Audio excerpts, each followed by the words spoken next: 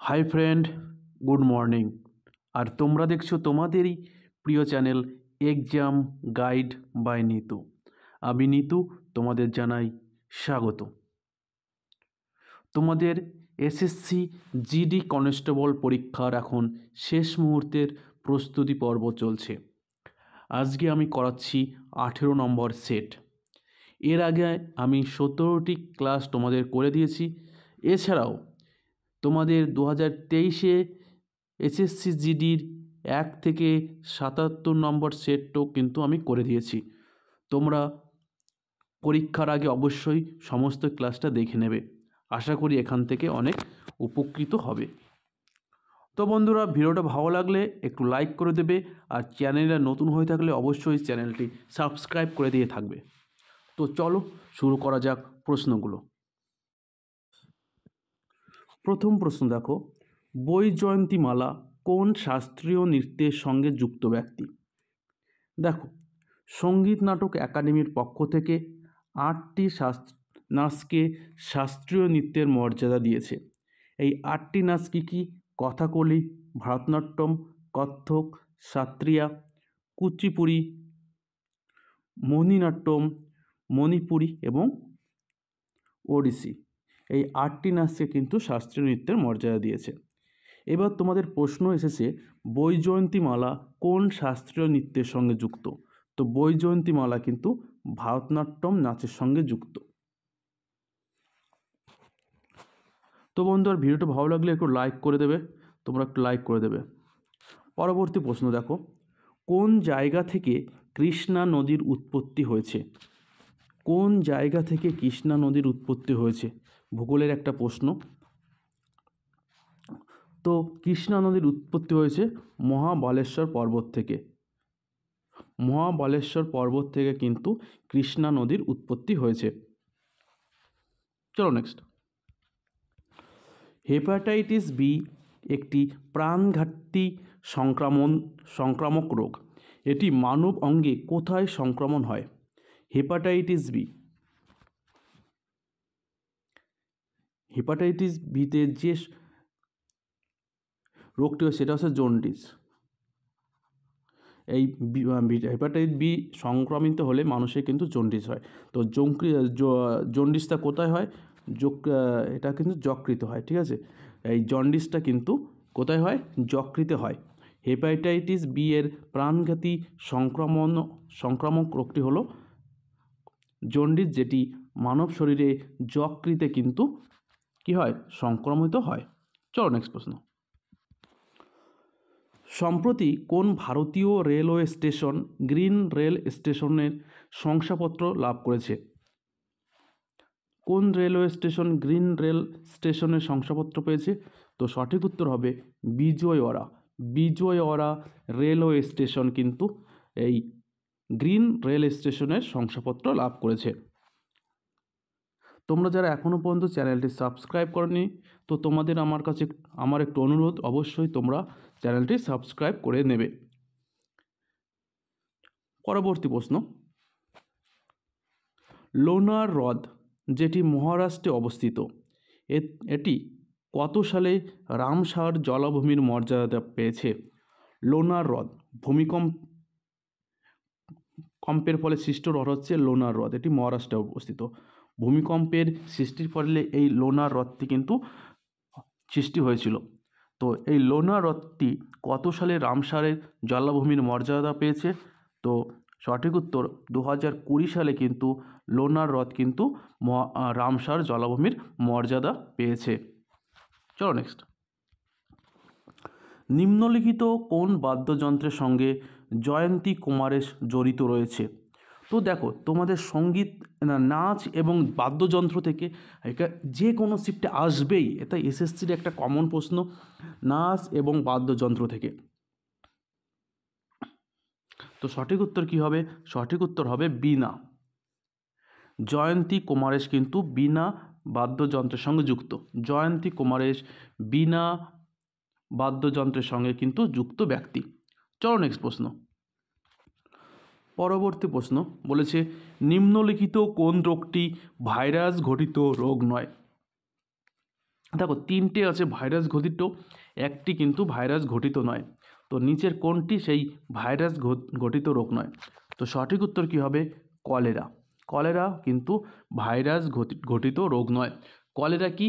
Cholera হচ্ছে Vibrio colliery নামক bacteria ঘটিত রোগ। কলেরা কি ঘটিত রোগ? কলেরা হচ্ছে ব্যাকটেরিয়া ঘটিত রোগ, ঠিক আছে। জীবাণুর নাম কি? ভিব্রিও কলেরি নামক ব্যাকটেরিয়া। ভিব্রিও কলেরি নামক ব্যাকটেরিয়া থেকে কিন্তু কলেরা রোগটি সৃষ্টি হয়েছে। তাহলে কলেরা হচ্ছে ব্যাকটেরিয়া ঘটিত রোগ। ডেঙ্গু ভাইরাস ঘটিত, চিকুনগুনিয়া ভাইরাস ঘটিত এবং জলাতঙ্ক কিন্তু ভাইরাস ঘটিত। জলাতঙ্ক কী বাহিত রোগ? এটা হচ্ছে কুকুর বাহিত রোগ। জলাতঙ্ক কিন্তু কুকুর বাহিত রোগ, ঠিক আছে। ডেঙ্গু কিন্তু স্ত্রী এডিস মশার কামড়ে কিন্তু ডেঙ্গু হয়। স্ত্রী এডিস মশার কামড়ে কিন্তু ডেঙ্গু রোগ হয়, আর কুকুরের কামড়ে কিন্তু জলাতঙ্ক রোগটা হয়। আর চিকুনগুনিয়া এটাও কিন্তু ভাইরাস ঘটিত রোগ এবং এটি কিন্তু স্ত্রী এডিস মশা বাহিত রোগ। ডেঙ্গু এবং চিকুনগুনিয়া দুটোই কিন্তু স্ত্রী এডিস মশা বাহিত রোগ।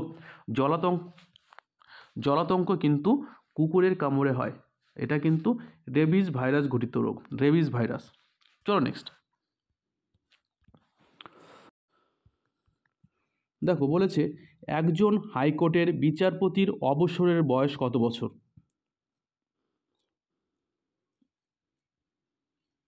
একজন হাইকোর্টের বিচারপতি হতে গেলে কিন্তু তাকে কমপক্ষে 10 বছর কিন্তু কোর্টের অ্যাডভোকেট বা উকিল হিসেবে কাজ করতে হয়। একজন হাইকোর্টের বিচারপতি হতে গেলে কিন্তু 10 বছর হাইকোর্টের কিংবা এরকম কোর্টের কিন্তু 10 বছর কিন্তু উকিল হিসেবে কাজ করতে হয় বা অ্যাডভোকেট হিসেবে কাজ করতে হয়। তো হাইকোর্টের একজন অবসরের বয়স কত হয়? তো হাইকোর্টের বিচারপতির অবসরের বয়স কিন্তু 62 বছর হয়ে থাকে। পরবর্তী প্রশ্ন, লাইফ অফ পাই উপন্যাসটি কে লিখেছেন? লাইফ অফ পাই এটা কিন্তু 2023-এর এসএসসি এমটিএসসি এসেছিল। তো ইয়ান মর্টেল সঠিক উত্তর হয়ে যাবে। লাইফ অফ পাই উপন্যাসটি লিখেছিলেন। চলো নেক্সট।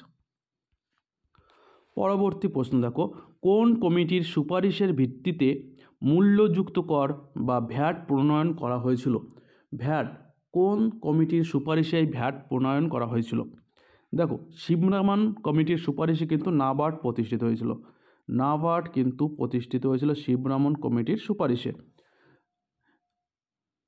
আর নরসিংহম কমিটির সুপারিশে কি হয়েছিল? 4 স্তর বিশিষ্ট ব্যাংকিং ব্যবস্থা। নরসিংহম কমিটির সুপারিশে কি হয়েছিল? 4 স্তর বিশিষ্ট ব্যাংকিং ব্যবস্থা কিন্তু এই নরসিংহম কমিটির সুপারিশে হয়েছিল। আর মিরাসেট কমিটির সুপারিশে কি হয়েছিল? মিরাসেট হচ্ছে তাঁত শিল্পের উন্নয়ন, ঠিক আছে। মিরাসেট কমিটির সুপারিশ ছিল তাঁত শিল্পের উন্নয়ন। আর মূল্যযুক্ত ভ্যাট কোন কমিটির সুপারিশ হয়েছিল? এল.কে. ঝা কমিটির সুপারিশে কিন্তু এই মূল্যযুক্ত কর হয়েছিল বা ভ্যাট প্রণয়ন করা হয়েছিল। পরবর্তী প্রশ্ন, শিবনারায়ণ অগ্নিহোত্রী কবে লাহোরে দেব সমাজ প্রতিষ্ঠা করেছিলেন? দেব সমাজের প্রতিষ্ঠাতাকে শিবনারায়ণ অগ্নিহোত্রী। কোথায় হয়েছিল? লাহোরে। তো কবে এই শিবনারায়ণ অগ্নিহোত্রী দেব সমাজ প্রতিষ্ঠা করেছিলেন? তো সঠিক উত্তর 1887 সালে। 1887 সালে শিবনারায়ণ অগ্নিহোত্রী লাহোরে দেব সমাজ প্রতিষ্ঠা করেছিলেন। চলো নেক্সট। কে ব্যাংক অফ ইন্ডিয়ার বর্তমান এমডি ও সিও পদে রয়েছেন? ব্যাংক অফ ইন্ডিয়ার বর্তমান এমডি এবং সিও কে? তো সঠিক উত্তর কী হবে? রজনীশ কর্ণাটক তিনি ব্যাংক অফ ইন্ডিয়ার বর্তমান এমডি এবং সিও পদে রয়েছেন। পরবর্তী প্রশ্ন, ভারতের কোন রাজ্যে আপতানির জনজাতির লোকেরা বাস করে? এই বিভিন্ন জনজাতি থেকে কিন্তু তোমাদের প্রচুর প্রশ্ন আসে। তো আপাতামি জনজাতি কোথায় বাস করে? তো আপাতামি জনজাতি কিন্তু অরুণাচল প্রদেশে বসবাস করে। অরুণাচল প্রদেশে কিন্তু আপাতামি জনগোষ্ঠী বসবাস করে। চলো নেক্সট প্রশ্ন দেখে যাই। অবশ্যই একটু লাইক করে দেবে। আর মাত্র তোমাদের হাতে 50 দিন সময় আছে। 50 দিনও নেই, আর 46 দিন তোমাদের হাতে সময় আছে। অবশ্যই এই 46টা দিন কিন্তু তোমরা ভালো করে পড়াশোনা করো এবং 2024 সালটা তোমাদের হোক তোমাদের স্বপ্ন পূরণের বছর। সেই কামনাই করি যে 2024 সালে তোমাদের স্বপ্নটা অবশ্যই যেন সফল হয়। চলো নেক্সট প্রশ্ন। MGNREGA প্রকল্পের অধীনে সাধারণ মানুষের কোন অধিকারটি নিশ্চিত করা হয়? Mahatma Gandhi national rural employment guarantee act, যেটি 2005 সালে সংসদে পাশ হয়েছিল এবং 2006 সাল থেকে কিন্তু কার্যকর। এই প্রকল্পের অধীনে 100 দিনের কাজ কিন্তু নিশ্চয়তা দিয়েছিল, 100 দিনের কাজের কিন্তু নিশ্চয়তা দিয়েছিল। তো এটা কি অধিকার? এটা কিন্তু কাজের অধিকার, মানুষের একটা কাজের অধিকার দিয়েছিল যে বছরে অন্তত 100 দিন তারা কাজ করতে পারবে। Mahatma Gandhi national rural employment guarantee অ্যাক্টের অধীনে মানুষ কিন্তু ন্যূনতম 100 দিনের কাজের গ্যারান্টি কিন্তু সুনিশ্চিত করা হয়েছিল। পরবর্তী প্রশ্ন, ফরাসি ওপেন 2023-এ পুরুষদের একক বিভাগে কে চ্যাম্পিয়ন হয়েছে? ফরাসি ওপেনের সম্রাট কাকে বলা হয়? রাফায়েল নাদালকে কিন্তু ফরাসি ওপেনের সম্রাট বলা হয়। কিন্তু 2023-এ কে জিতেছে? তো নোভাক জোকোভিচ, সার্বিয়ান নোভাক জোকোভিচ কিন্তু 2023 সালের ফরাসি ওপেন জিতেছে। 2023 সালের ফরাসি ওপেন জিতেছে কে? নোভাক জোকোভিচ। ফরাসি ওপেনের সম্রাট কাকে বলা হয়? রাফায়েল নাদালকে। ঠিক আছে, চলো নেক্সট। হু এর নির্দেশ মতে শব্দের নিরাপদ মাত্রা কত? হুয়ের নির্দেশ মতে শব্দের নিরাপদ মাত্রা ডেসিবেল কত? হুয়ের বর্তমান সভাপতিকে বা প্রেসিডেন্ট ট্রেভস আদনান কিন্তু হুয়ের বর্তমান সভাপতি। হুয়ের সদর দপ্তর কোথায়? জেনেভা। হুয়ের সম্পূর্ণ নাম ওয়ার্ল্ড হেলথ অর্গানাইজেশন। এর সদর দপ্তর কোথায়? জেনেভা। ট্রেভস আদনান কিন্তু হুয়ের বর্তমান সভাপতি। তো সঠিক উত্তর কী হবে? 45 ডেসিবেল।